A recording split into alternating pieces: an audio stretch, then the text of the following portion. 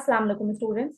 आज की वीडियो में हम यूनिट 2 शुरू करने जा रहे हैं जो कि मैट्रिसेस एंड डिटरमिनेंट्स का है। और आज की वीडियो में हम उसकी एक्सरसाइज 2.1 का पार्ट 1 करने जा रहे हैं जो कि मैट्रिसेस के टॉपिक पर है। तो स्टूडेंट, टॉपिक शुरू करने से पहले, मैट्रिसेस का टॉपिक शुरू करने से पहले अगर आपको प्रीवियस चैप्टर की वीडियोस चाहिए जो कि फर्स्ट चैप्टर था कॉम्प्लेक्स नंबर का, तो मेरी प्रीवियस वीडियो जरूर देखिएगा। हमने इसके सारे एक्सरसाइजेस के सारे सॉल्यूशंस किए हुए हैं। तो आज की वीडियो में हम 2.1 शुरू करने जा रहे हैं। और 2.1 शुरू करने से पहले हमें मैट्रिसेस की कुछ इंफॉर्मेशन रिक्वायर्ड है कि मैट्रिसेस होते क्या हैं, उसको हम डील हमने किस तरह से करना है, या फिर उसको सॉल्व कैसे करना है, उसको एडिशन सब्ट्रैक्शन या कोई भी अलजेब्रा अप्लाई करना है तो किस तरह से मैट्रिसेस पे अप्लाई करना है। तो स्टूडेंट, सबसे पहले तो हमें ये पता होना चाहिए कि मैट्रिसेस है क्या।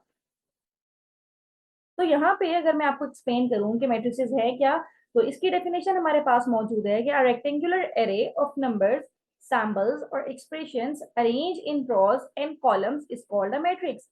यानी कि कोई भी रेक्टेंगुलर एरे हमारे पास हो सकता है जो कि नंबर्स में हो या सैम्पल्स में, एक्सप्रेशंस में, लेकिन वो रॉ और कॉलम में अरेंज हो। अब इसको, इसकी नोटेशन क्या होती है मैट्रिसेस की।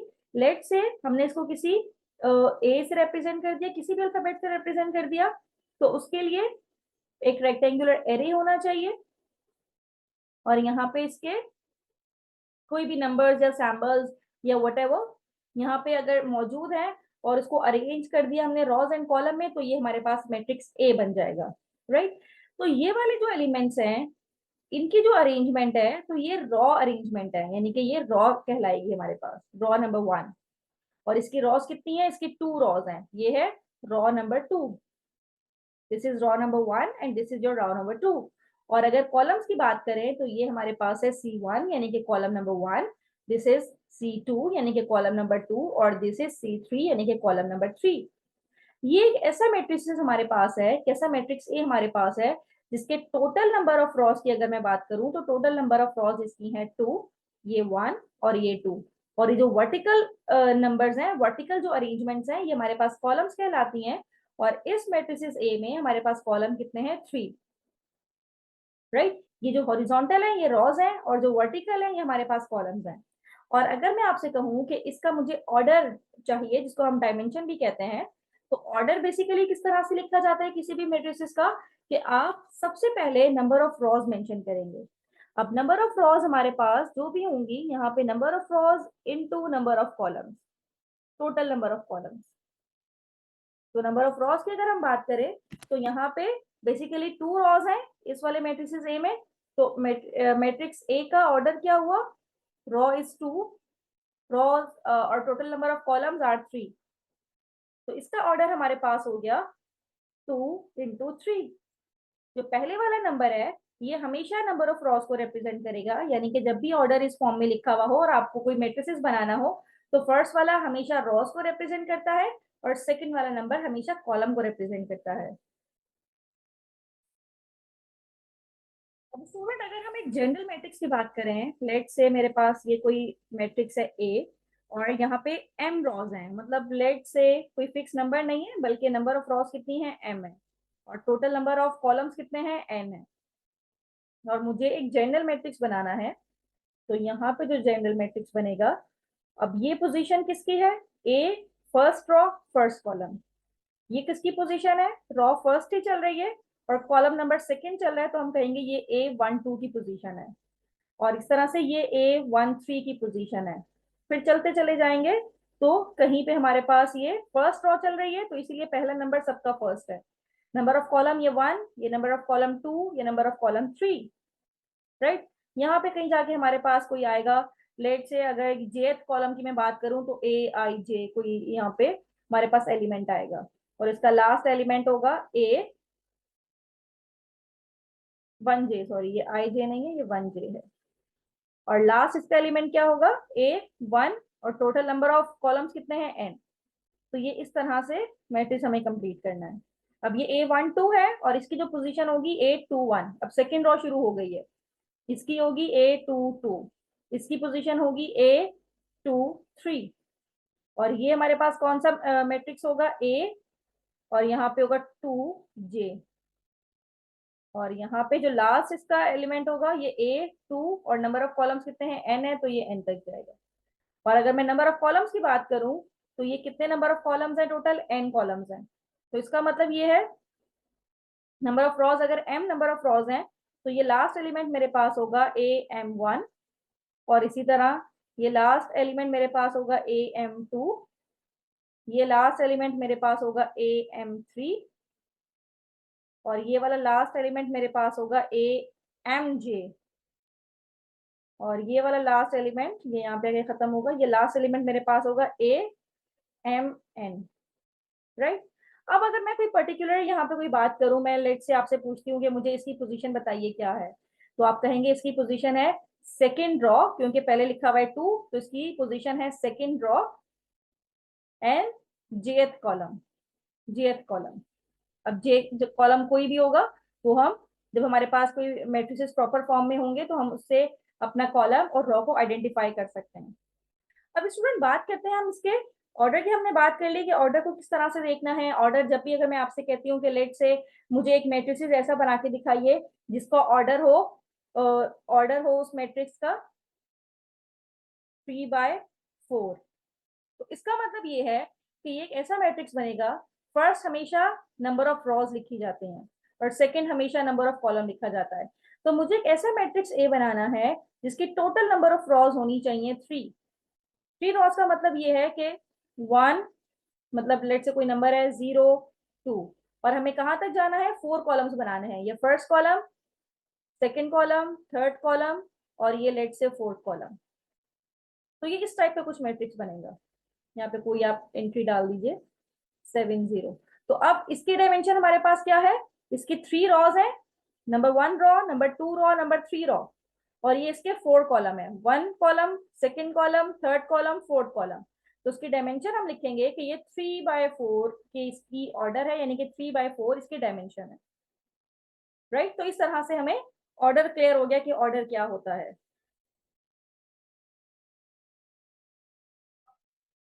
जा रहे हैं टाइप ऑफ मेट्रिसेस के, मेट्रिसेस की टाइप्स क्या क्या होती हैं। तो नंबर 1 टाइप की अगर मैं बात करूं तो ये हमारे पास होता है रॉ मैट्रिक्स। रॉ मैट्रिक्स में ऐसा मैट्रिक्स जिसमें ओनली वन रॉ हो, a matrix having only one raw, only one raw is called raw matrix. अब ये मैट्रिक्स इस तरह का होगा कि इसके हमारे पास जो ऑर्डर लिखा जाएगा, इसका ऑर्डर लिखा जाएगा 1 into n में, 1 into n, राइट। यानी कि कहने का मतलब ये कि कोई भी ऐसा मैट्रिक्स हो सकता है जिसको मैंने ए से रिप्रेजेंट किया। अब इसकी नंबर ऑफ रॉज एक ही होंगी, यानी कि 6 2 3, रॉ कितनी है, एक ही है। अब कॉलम जितने भी हो सकते हैं, कॉलम पे हम कोई पाबंदी नहीं लगती यहाँ पे, ठीक है। अब लेट से मैंने एक और मैट्रिक्स बनाया, रॉ मैट्रिक्स बनाया, -2 0 4 6 2। ये मेरे पास एक रॉ मैट्रिक्स है, क्यों, क्योंकि इसमें नंबर ऑफ रॉस कितनी है, only one number of raw है, और कॉलम कितने हैं 1 2 3 4 5। तो इसकी डायमेंशन हम लिखेंगे 1 into 5, और इसका ऑर्डर क्या होगा 1 into 3, यानी कि 1 नंबर ऑफ रॉ है और 3 नंबर ऑफ कॉलम्स है। तो ऐसे मैट्रिसेस जिनकी नंबर ऑफ रॉ 1 होती है वो कहलाते हैं रॉ मैट्रिक्स। और इसी तरह से नंबर 2 पे आ जाता है कॉलम मैट्रिक्स। कॉलम मैट्रिक्स भी इसी तरह से होता है कि जिसमें नंबर ऑफ कॉलम एक ही हो, ओनली वन कॉलम, और इसमें जितने मर्जी रॉज हो सकती हैं। और अगर मैं इसकी ऑर्डर की बात करूं तो इसको लिखा जाएगा कि आप m into 1 लिखें, इस तरह से इसका ऑर्डर लिखा जाएगा m into 1 की फॉर्म में। यानी कि लेट से मेरे पास एक मैट्रिक्स है C, और वो हम इस तरह से बना लें -2 6 -4। अब ये देखिए नंबर ऑफ रॉस कितनी है, नंबर ऑफ रॉस तो 3 है, 1 2 3, लेकिन कॉलम कितना है, कॉलम एक ही है। तो ऐसे मैट्रिसेस जिसमें एक ही कॉलम हो वो कॉलम मैट्रिक्स कहलाता है। और अगर मैं इसकी यहाँ पे डायमेंशन मेंशन करूँ तो नंबर ऑफ रॉस 3 है और कॉलम कितना है 1 है। तो इसीलिए इसको m into 1 लिखा जाता है कि m की वैल्यू जो भी आपके पास नंबर ऑफ रॉज है वो लिख दीजिए, लेकिन नंबर ऑफ कॉलम एक ही होगा क्योंकि ये कॉलम मैट्रिक्स है हमारे पास। थर्ड टाइप है, ये है हमारे पास स्क्वायर मैट्रिक्स। और स्क्वायर मैट्रिक्स में क्या होता है कि नंबर ऑफ रॉज और नंबर ऑफ कॉलम्स दोनों इक्वल होते हैं, यानी कि जो नंबर ऑफ रॉज हो उतनी ही नंबर ऑफ कॉलम्स होते हैं। लेट से मेरे पास एक ऐसा मैट्रिक्स जिसका ऑर्डर है 3 by 3 का, यानी कि ये होती है नंबर ऑफ रॉज, ये भी 3 है, और ये होते हैं नंबर ऑफ कॉलम्स, ये भी 3 है। तो ये एक ऐसा मैट्रिक्स बनेगा जिसके नंबर ऑफ रॉज भी 3 होंगी और जिसके नंबर ऑफ कॉलम्स भी 3 होंगे, यानी कि इस शेप में ये मैट्रिक्स बनेगा। यहाँ पे कोई एंट्री दे देते हैं हम, 4 6 0। ये 1 कॉलम, दूसरा कॉलम और ये तीसरा कॉलम, नंबर ऑफ कॉलम भी 3 है और नंबर ऑफ रॉज भी यहाँ पे 3 ही है। It's mean this is a square matrix. Next one, number 4, that is rectangular matrix. Rectangular matrix.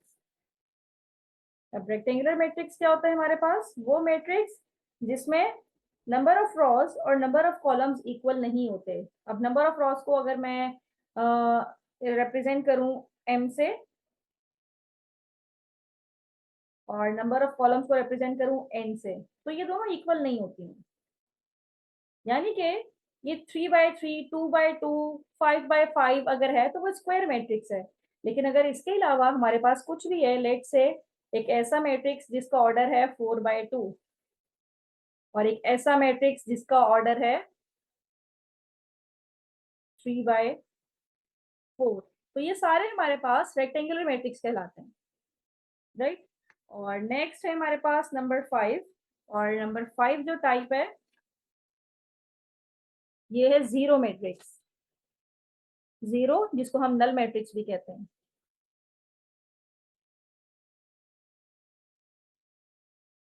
और ये कौन से मैट्रिक्स होते हैं कि जिसमें सारी की सारी एंट्री हमारे पास जीरो ही हो, right, in which every element is zero. चाहे वो जितनी भी नंबर ऑफ रॉज हो, जितनी भी नंबर ऑफ कॉलम्स हो, एवरी एलिमेंट इज जीरो। यानी कि है 0 0 0 0 0 0।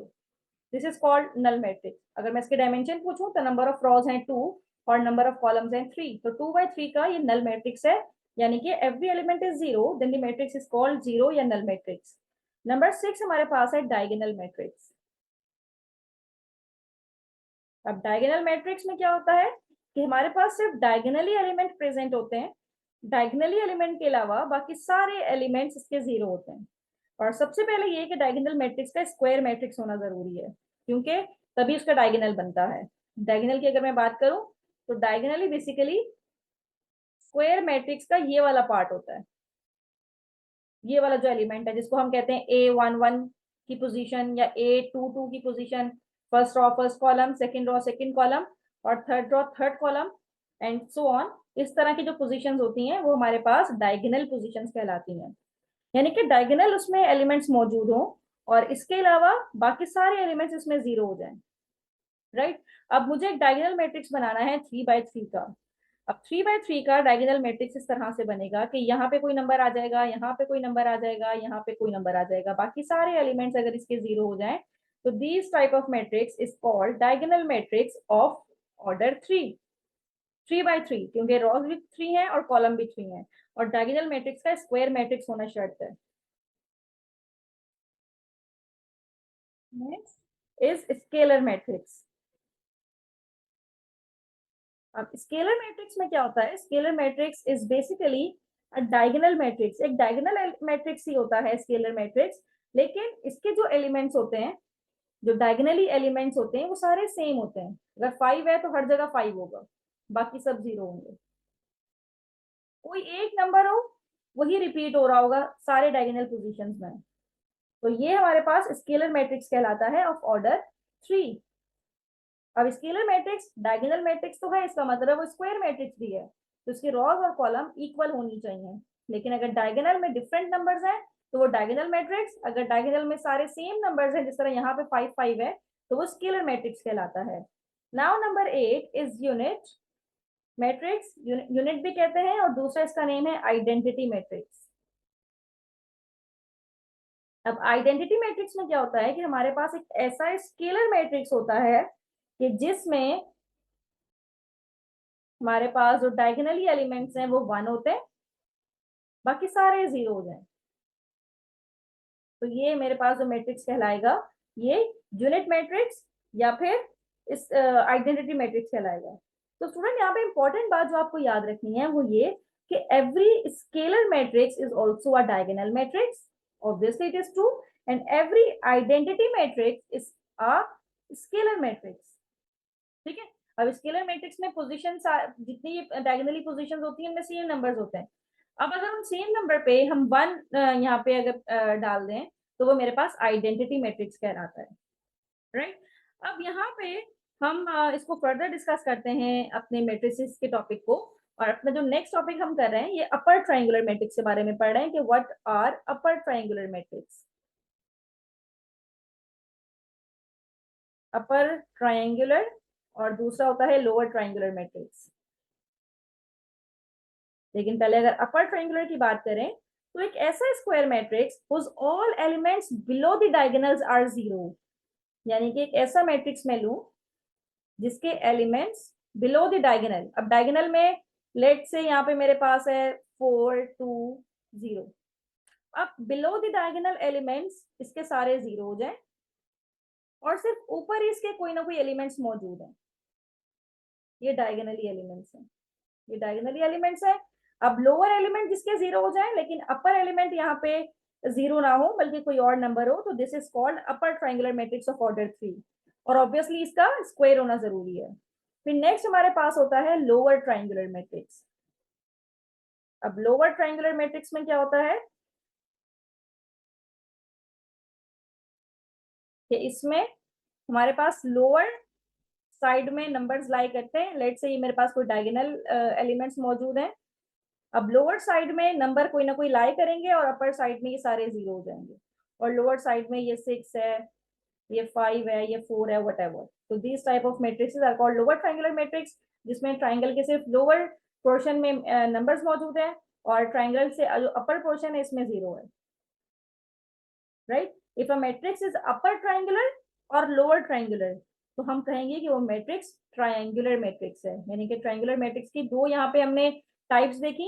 ट्रायंगुलर मैट्रिक्स अपर भी हो सकता है, लोअर भी हो सकता है। अगर ट्रायंगुलर मैट्रिक्स अपर है तो अपर होने की कंडीशन ये है कि यहाँ पे डायगोनल के ऊपर नंबर एग्जिस्ट करेंगे और नीचे वाले नंबर जीरो होंगे, तो this is called upper triangular matrix. और लोअर में क्या होगा कि हमारे पास ये डायगोनल के एलिमेंट्स हैं, इसके नीचे नंबर एग्जिस्ट करेंगे और ऊपर वाले नंबर जीरो हो जाएंगे। These type of matrix are called triangular matrix. Next मैं आपको यहाँ पे एक्सप्लेन करती हूँ कि ट्रांसपोज मैट्रिक्स क्या होते हैं। ट्रांसपोज ऑफ अ मैट्रिक्स, हमारे पास लेट से कोई मैट्रिक्स मौजूद है, मैंने कह दिया ए कोई मैट्रिक्स है मेरे पास, ये है 2 4 6 0 -1 2। अब इसके आप डायमेंशन लिख लें, इसके नंबर ऑफ रॉस कितने हैं, दो नंबर ऑफ रॉस है, तो 2 बाय नंबर ऑफ कॉलम्स 3 है, तो ये इसका ऑर्डर है 2/3। ट्रांसपोज का मतलब ये होता है, ये ए है, ट्रांसपोज को रिप्रेजेंट करते हैं ए की पावर टी से। ट्रांसपोज का मतलब ये होता है कि आपकी जो डायमेंशन है, यहाँ पे जो डायमेंशन थी मेरे पास, नंबर ऑफ रॉज इसमें n थे, नंबर ऑफ कॉलम्स उसमें 3 थे, ठीक है। यानी कि नंबर ऑफ रॉज इसमें 2 थे, नंबर ऑफ कॉलम इसमें 3 था, यानी मैं कहूँ कि m इंटू n, m इसमें 2 है और n इसमें 3 है। तो मैं ट्रांसपोज मैट्रिक्स एक ऐसा मैट्रिक्स बनाने जाऊंगी कि इसका जो m है वो रिप्लेस हो जाएगा n से और n रिप्लेस हो जाएगा m से। यानी कि सिंपल वर्ड्स में बात ये है कि इसके नंबर ऑफ कॉलम्स या जो भी रॉज हैं वो शिफ्ट हो जाएंगी कॉलम में। अब 2 6 -1 ये रॉ में था, 2 6 -1 ये कॉलम में चला गया। 4 0 2 ये रॉ में था, तो 4 0 2 ये कॉलम में चला गया, ठीक है। अब इसके ऑर्डर लिखें, इसका ऑर्डर होगा, इसमें नंबर ऑफ रॉस कितनी है, 3 है, और नंबर ऑफ कॉलम्स कितने हैं, दो ही नंबर ऑफ कॉलम्स है, तो 3/2 का ये मैट्रिक्स है। तो देखें यहाँ पे नंबर ऑफ रॉस 2 थी, यहाँ पे नंबर ऑफ रॉस 3 हो गई, यानी कि नंबर ऑफ कॉलम को शिफ्ट कर दिया हमने नंबर ऑफ रॉस में और नंबर ऑफ रॉस शिफ्ट हो गई नंबर ऑफ कॉलम में। तो इस तरह से ट्रांसपोज ऑफ अ मैट्रिक्स लिया जाता है कि आप जो भी नंबर जो भी रॉज में लिखा है इसको कॉलम वाइज लिख दें और जो कॉलम में लिखा है इसको रॉ वाइज लिख दें। नेक्स्ट सिमेट्रिक मैट्रिक्स की बात करेंगे, तो सिमेट्रिक मैट्रिक्स बेसिकली वो स्क्वायर मैट्रिक्स होगा कि जिसका अगर मैं ट्रांसपोज लूं, लेट से कोई ए मैट्रिक्स है, अगर मैं ट्रांसपोज लूं तो वापस से मुझे ए मैट्रिक्स से मिल रहा है, यानी कि कोई फर्क ही नहीं पड़ेगा।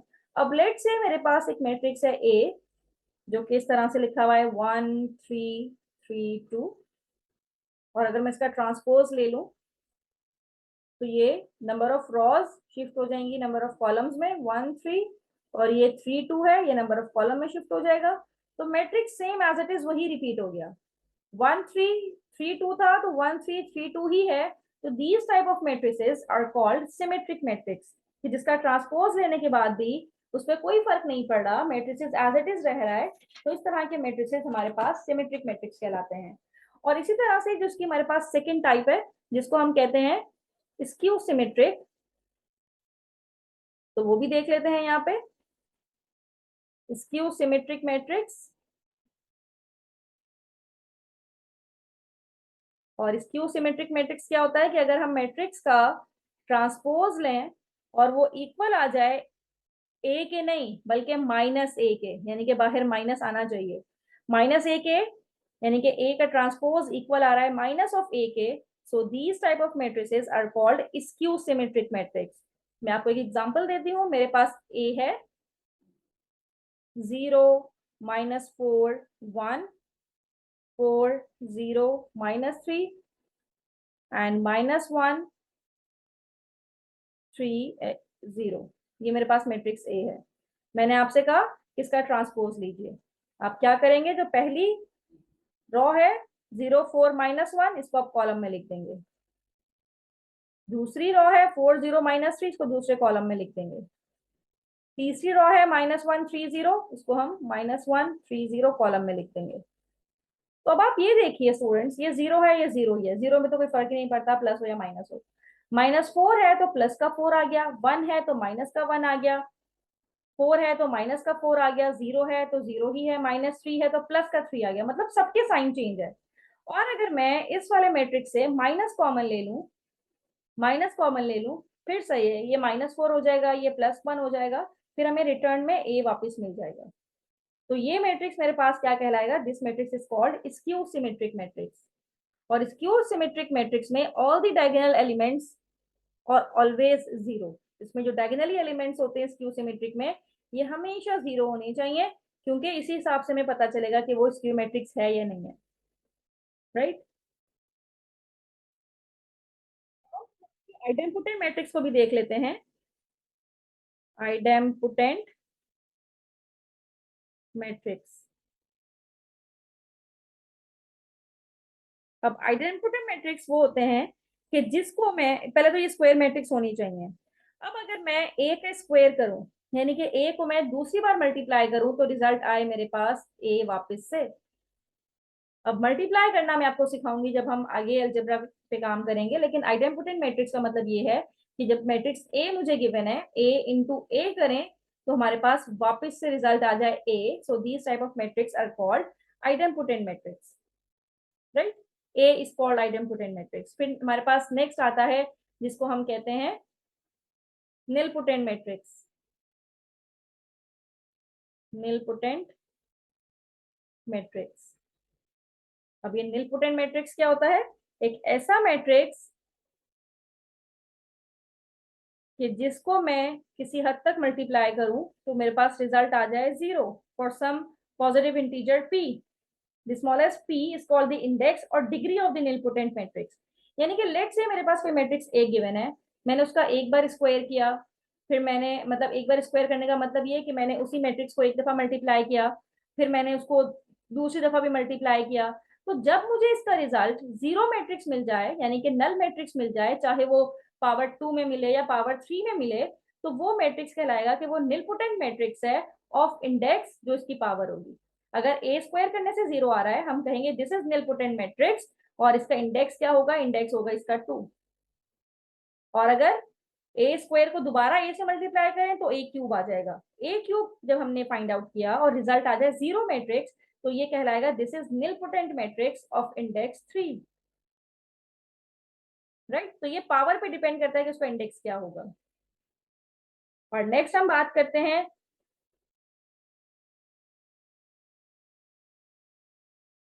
इनवॉल्यूटरी मैट्रिक्स की। और इनवॉल्यूटरी मैट्रिक्स वो मैट्रिक्स होते हैं कि जिसको मैं स्क्वायर करूं तो रिजल्ट आ जाए आइडेंटिटी मैट्रिक्स, राइट। तो स्क्वायर करने से अगर रिजल्ट मुझे आइडेंटिटी मैट्रिक्स मिल रहा है तो इट्स मीन कि वो इन्वोलेटरी मैट्रिक्स है। अब इसी का एक लास्ट मैट्रिक्स भी हमारे पास है जिसको हम कहते हैं पीरियोडिक मैट्रिक्स। पीरियोडिक मैट्रिक्स, अब periodic matrix A is called a periodic matrix if A k plus 1 is equals to A for some integer, positive integer k where k should greater than 1, right. तो k हमारे पास क्या लाएगा, वो period of A है। अब इसका मतलब ये हुआ कि हमें लेट से कोई मैट्रिक्स गिवन है और हमने इसको प्रूव करना है कि वो पीरियोडिक मैट्रिक्स है। तो अगेन इसको हम पहले तो एक मैट्रिक्स होगा, फिर उसको जब मल्टीप्लाई करेंगे उसी मैट्रिक्स के साथ तो रिजल्ट में हमारे पास अगर A आ जाता है तो इसका मतलब इस 2 को ब्रेक करें 1 + 1 में, तो इसका पीरियड क्या होगा 1, क्योंकि k की value is called period of matrix. Matrix मेरे पास है और ये है हर्मिशियन मैट्रिक्स। और हर्मिशियन मैट्रिसेस में क्या होता है कि अगर मैं ए मैट्रिक्स का कॉन्जुगेट लूं, कॉन्जुगेट लेना मैंने आपको कॉम्प्लेक्स नंबर में सिखाया भी था। कॉन्जुगेट लेने के बाद अगर मैं उसका ट्रांसपोज निकालूं तो वो इक्वल होना चाहिए ए के। अब कॉन्जुगेट की बात हो रही है देन ऑब्वियसली इसका मतलब ये है कि ए कोई ऐसा मैट्रिक्स होगा जो कॉम्प्लेक्स नंबर में होगा। लेट से हम यहाँ पे लिख दें कोई matrix 1 iota -2 iota 9 iota, then minus iota 5 iota 2 iota, then next 2 iota -5 iota 8 minus iota, यहाँ पे -9 आयोटा -2 आयोटा आयोटा एंड 4। ये मेरे पास मैट्रिक्स ए है और मैंने इसका कॉन्जुगेट लेना है। कॉन्जुगेट कैसे लिया जाता है, कॉन्जुगेट लेने का तरीका ये है, कॉन्जुगेट लेने का तरीका ये है कि जो जो इमेजिनरी पार्ट है आप उसके साइन चेंज कर दें। आयोटा है तो उसको माइनस आयोटा कर दें, -2 आयोटा है तो +2 आयोटा कर दें, यहाँ पे -9 आयोटा आ जाएगा। अब इसका भी साइन चेंज होगा, आयोटा रियल नंबर का साइन चेंज नहीं होगा, 5 5 ही रहेगा। ये -5 आयोटा हो जाएगा, ये -2 आयोटा हो जाएगा, यहाँ पे ये भी -2 आयोटा, ये प्लस का 5 आयोटा, 8 एज इट इज रहेगा क्योंकि रियल नंबर है, ये iota, then 9 iota, then 2 iota, यहाँ पे माइनस आयोटा और यहाँ पे 4 एज इट इज रहेगा क्योंकि रियल पार्ट है। अब स्टूडेंट यहाँ पे मैंने कॉन्जुगेट ले लिया। अब कॉन्जुगेट लेने के बाद मुझे इसका ट्रांसपोज भी लेना है। ट्रांसपोज लेके देखिए 1 माइनस आयोटा 2 आयोटा -9 आयोटा जो रॉ में लिखा हुआ है वो कॉलम में आ जाएगा और आप देखेंगे कि ये वही मैट्रिक्स होगा जो कि मैट्रिक्स ए है, यानी कि 1 माइनस आयोटा 2 आयोटा -9 आयोटा ये वही मैट्रिक्स है जो कि ए मैट्रिक्स है। तो इसका मतलब है this matrix is called Hermitian matrix, right. अब अगर मैं बात करूं स्क्यू हर्मिशियन की, स्क्यू हर्मिशियन मैट्रिक्स क्या होता है हमारे पास, मैट्रिक्स बेसिकली उसी तरह से हमारे पास कोई मैट्रिक्स ए गिवन है, मैंने इसका कॉन्जुगेट निकाल के ट्रांसपोज किया तो वापस से मेरे पास ए नहीं आ रहा बल्कि माइनस का ए आ रहा है। तो ये कंडीशन आपको याद रखनी है कि ये हमारे पास स्क्यू हर्मिशियन मैट्रिक्स की है, जो कि स्क्यू सिमेट्रिक की भी थी कि माइनस बाहर आ रहा था, लेकिन अब चूंकि ये कॉन्जुगेट की बात हम कर रहे हैं क्योंकि ये कॉम्प्लेक्स नंबर का हमारे पास मैट्रिक्स होगा, तो एक ऐसा मैट्रिक्स जिसका कॉन्जुगेट लें और ट्रांसपोज लें तो वो इक्वल आ रहा है -a के, तो वो स्क्यू हर्मिशियन मैट्रिक्स कहलाएगा। 2.1 का क्वेश्चन नंबर 1 है जिसमें हमने स्पेसिफाई करना है type of matrix, specify the type of matrix.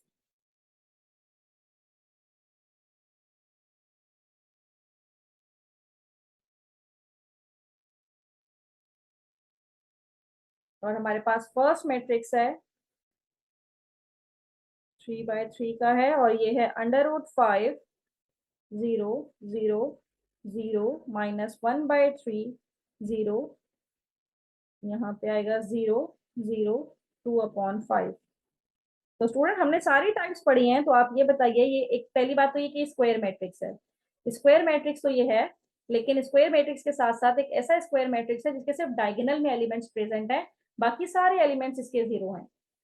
और डायगोनल में जो एलिमेंट्स हैं ये भी डिफरेंट एलिमेंट्स हैं, तो इसका मतलब है ये कौन सा मैट्रिक्स हुआ हमारे पास, ये डायगोनल मैट्रिक्स है क्योंकि इसमें सिर्फ डायगोनली एलिमेंट्स प्रेजेंट है, बाकी सारे एलिमेंट्स इसके 0 हैं, तो हम कहेंगे this is the diagonal matrix.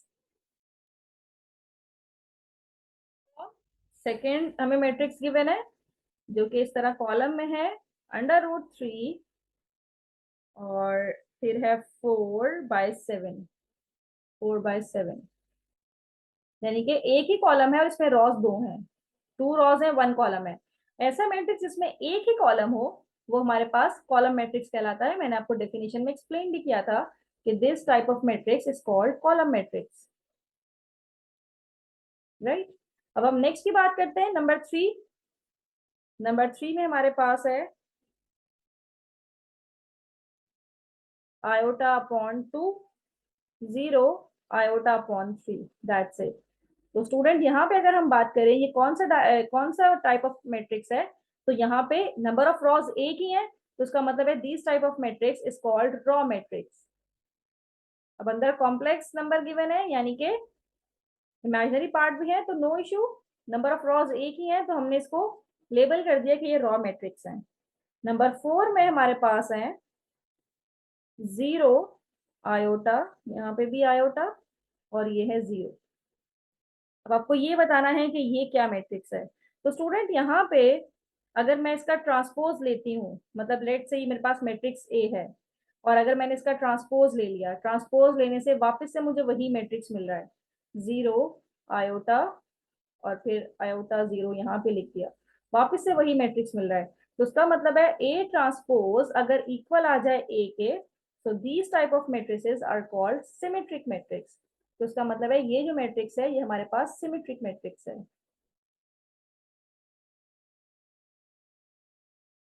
Next पे चलते हैं, नंबर 5। नंबर 5 में जो मैट्रिक्स हमें गिवन है इसके सिर्फ डायगोनली एलिमेंट्स में 1 1 प्रेजेंट है, 1 1 1 1, बाकी सारे एलिमेंट्स इसके 0 हैं।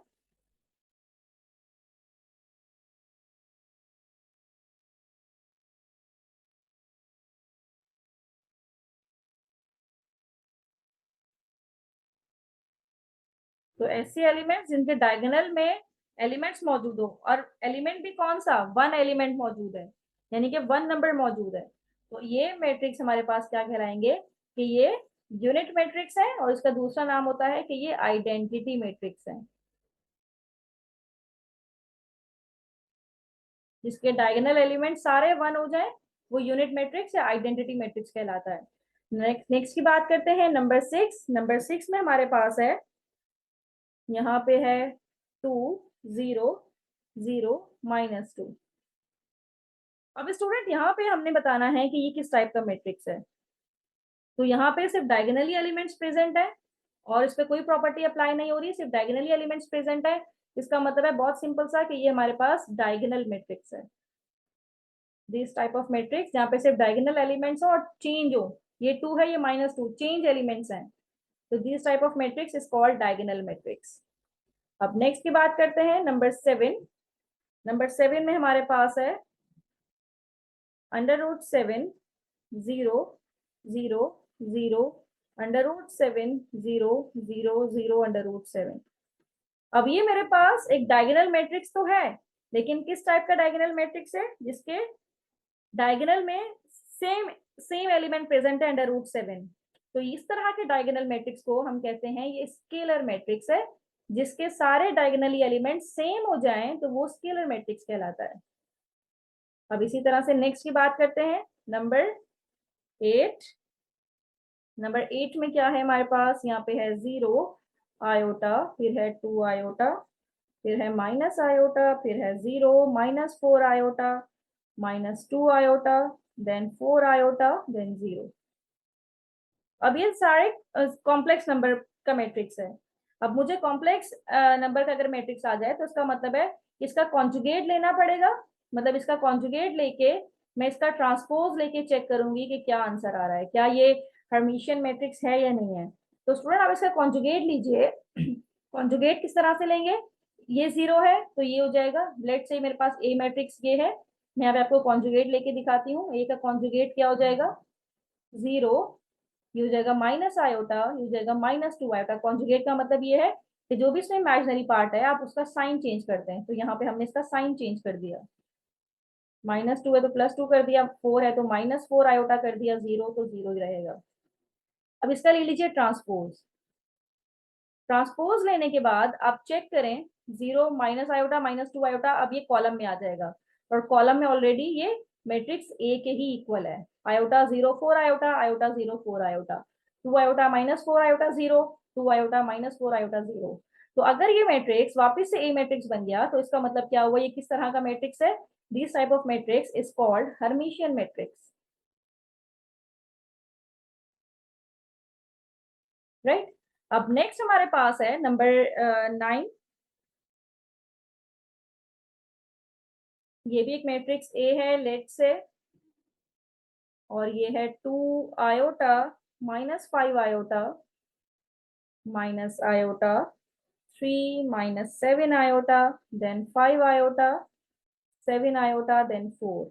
अब अगेन हमें ए मैट्रिक्स गिवन है, तो स्टूडेंट आपको करना क्या है कि इसका दोबारा से आप लीजिए कॉन्जुगेट, कॉन्जुगेट लेके आपको निकालना है ट्रांसपोज। तो मुझे बताइए कि ये किसके इक्वल है, क्या ये ए के इक्वल है या ये -a के इक्वल है?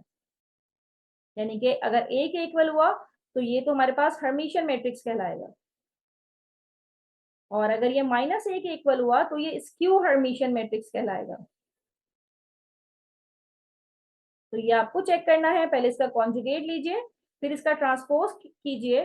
ट्रांसपोज करने के बाद या तो ये हर्मिशियन मैट्रिक्स बनेगा या स्क्यू हर्मिशियन मैट्रिक्स बनेगा। तो जो भी बनेगा मुझे कमेंट बॉक्स में जरूर बताइएगा कि क्या ये हर्मिशियन बना है या स्क्यू हर्मिशियन बना है। तो आज की वीडियो में तो हमने टाइप्स ही की हैं सिर्फ मैट्रिसेस की। इसके बाकी के क्वेश्चंस देखने के लिए मेरी नेक्स्ट वीडियो जरूर देखिएगा। थैंक यू सो मच कि आपने एंड तक मेरी वीडियो देखी।